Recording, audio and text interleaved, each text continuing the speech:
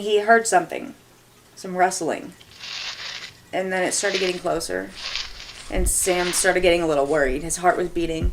Sam turned around just in time to see a large wolf lunging straight towards him. In this moment, Sam froze.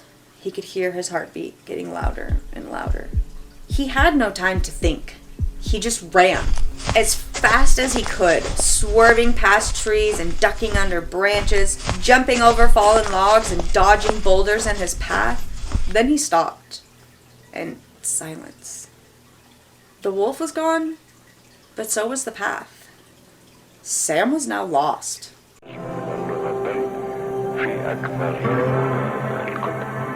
Troop TT, what is happening? Did you miss me? Because I sure did miss you guys. Long story short, our old channel, in case you didn't hear, got hacked and stolen. Everything got deleted.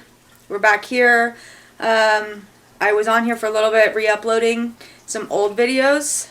I'm still re-uploading some old videos. If you look at the thumbnail, it'll say like Troop TT Classic or Original on it. Those are the re-uploads. We're doing some new ones too. Anyways, today's story I want to bring you is about Sam Benastick from British Columbia.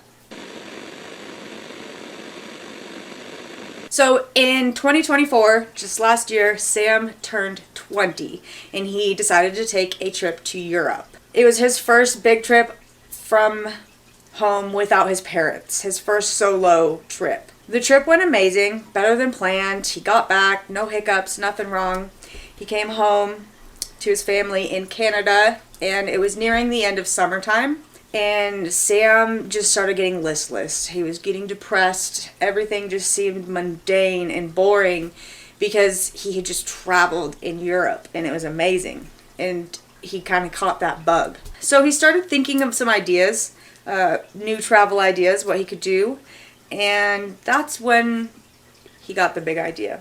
Sam was going to backpack nearly 50 miles on the Redfern Lake Trail. Now, this trail is in remote northeastern British Columbia. It has glaciers, waterfalls, meadows, there's bison, there's lynx, oh yeah, wolves, and forgot to mention grizzly bears.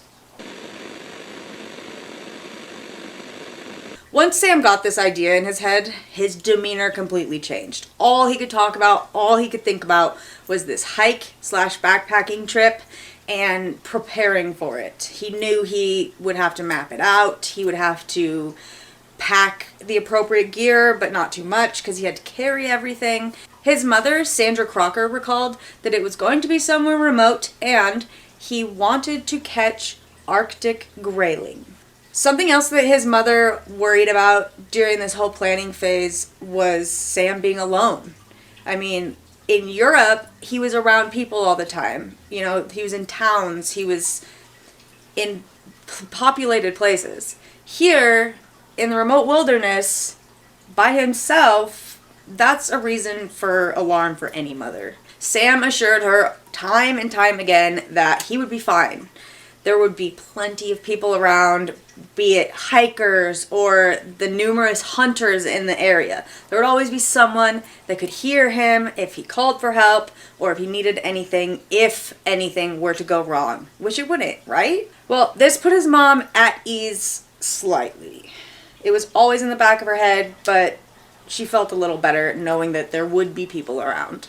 Originally, Sam had planned on doing this 10-day trip in September, but his car broke down and he had to get it fixed, so he ended up having to push that until the beginning of October. This puts him mid-season. Things are starting to get a little dicey. Also, I would like to point out that this trail that Sam was taking was only accessible by ATV or snowmobile, and Sam had neither, so he borrowed his friend's motorbike, dirt bike, whatever you want to call it.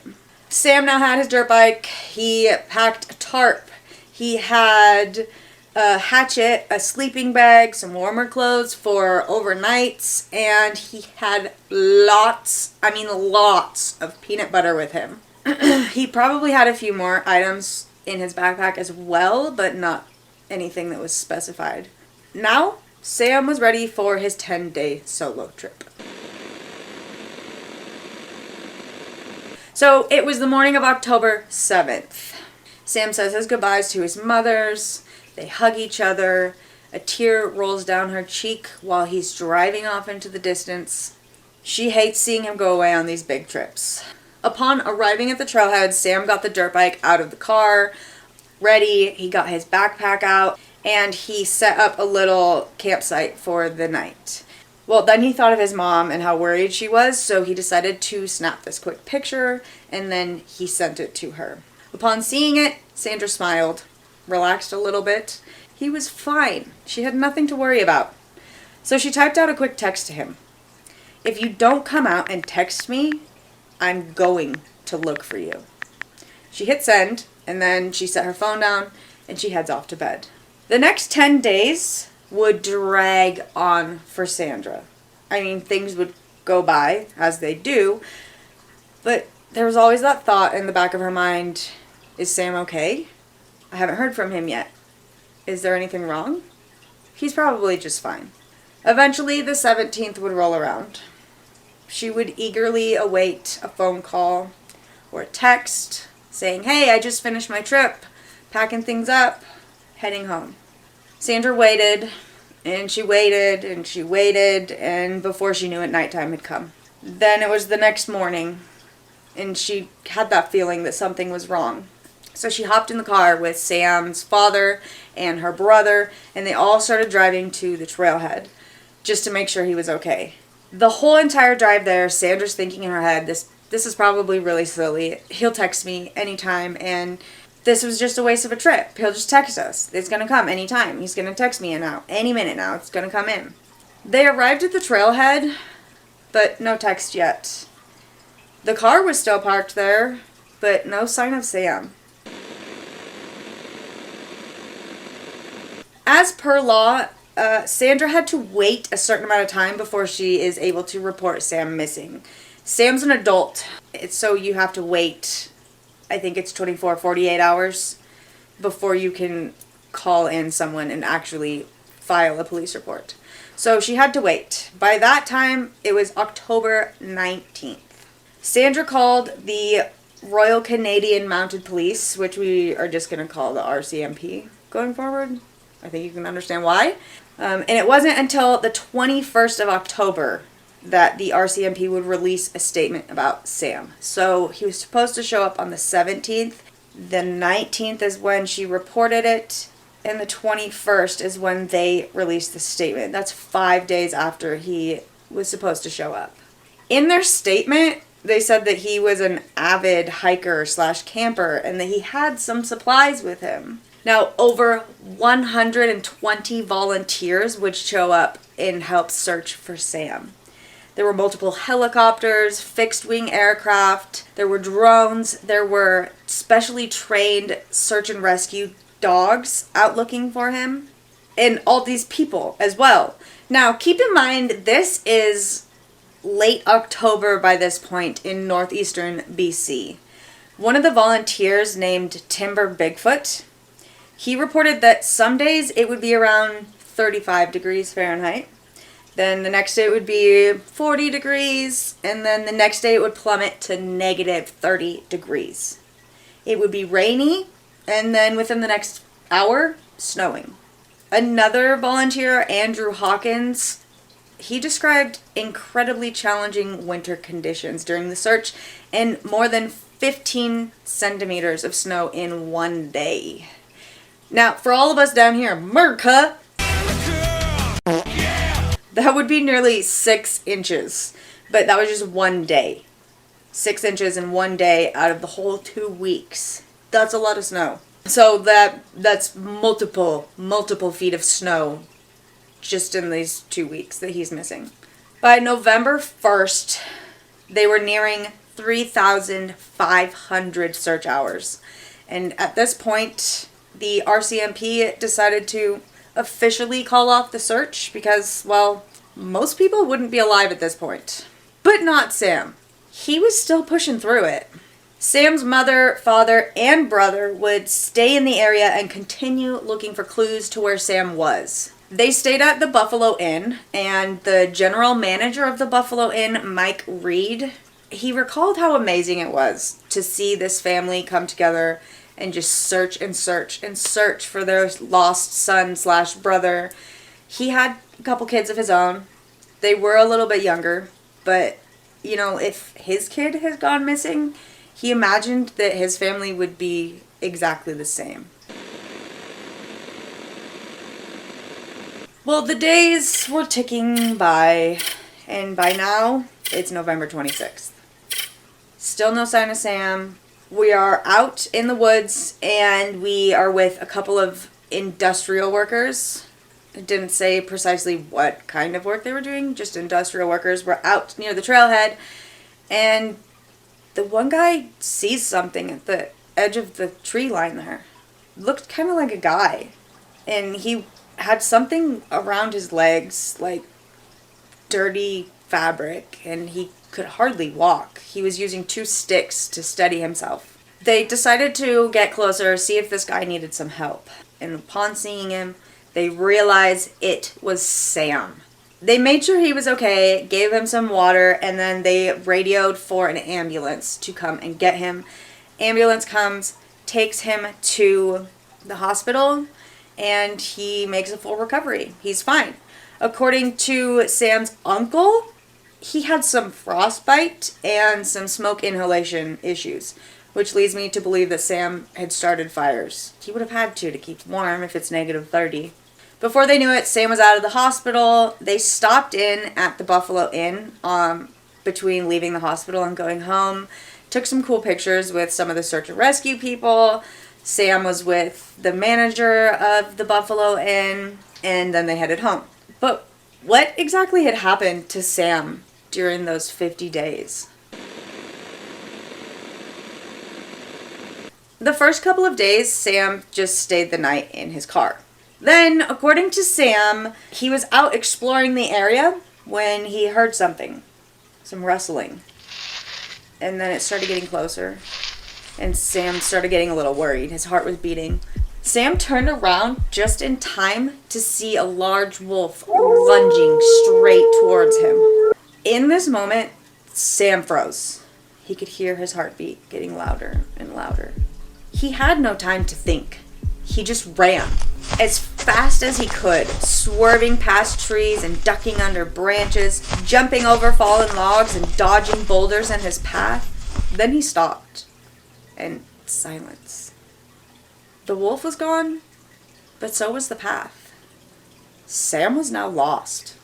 It was October 9th. He was 2 days into his hiking trip. No one was expecting him home for another 8 days, which would mean no one was going to come look for him for at least that long. Sam knew he had to do something. At least he had his backpack on him, so he went to a creek nearby. He decided this was a good spot to rest, gather my thoughts, see all the supplies that we have together in the backpack, and he made a makeshift shelter for the night. Sam would end up staying here for 10 to 15 days. Toward the end of October, Sam would move down the valley and make a more permanent shelter in a dried up creek bed. Sam remembers how long and cold those nights were.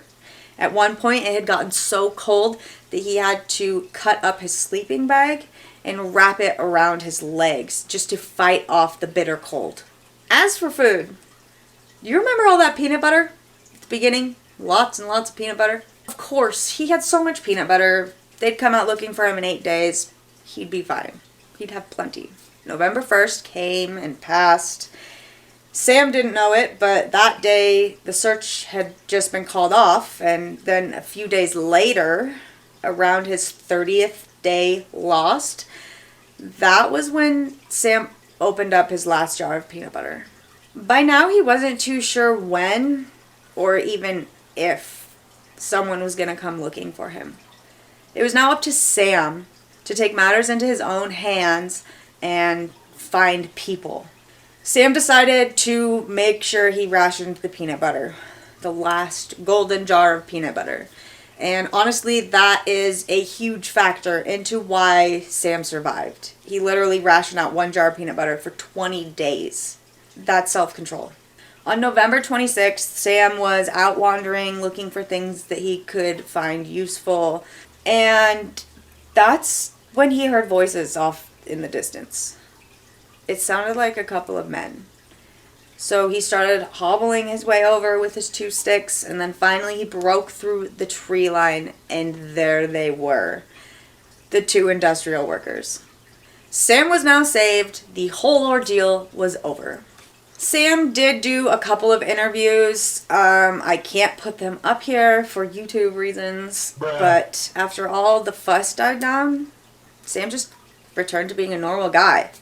A guy who got chased by wolves and then spent 50 days in the harsh winter condition, negative degrees of Northeastern British Columbia, but honestly, not sure how I would have fared on this one. Do any of you guys watch Alone? My husband and I honestly watch it a lot, and we critique people like, oh yeah, you should have done this first, maybe do this first, I would have built a shelter first, or whatever. Who knows how long I would actually survive. Do you watch the show? How long do you think you would survive out in the wilderness? Leave a comment below. Just say hi. It's been so long. I just want to see who's here, who's back. I will try and get to as many comments as I possibly can.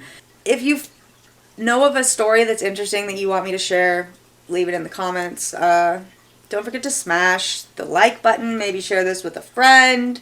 If you're new, welcome to the crew. Please subscribe. Join the fam. YouTube thinks that you're going to enjoy this video right here, so I recommend you go check it out. And until then, see you next time. True TT.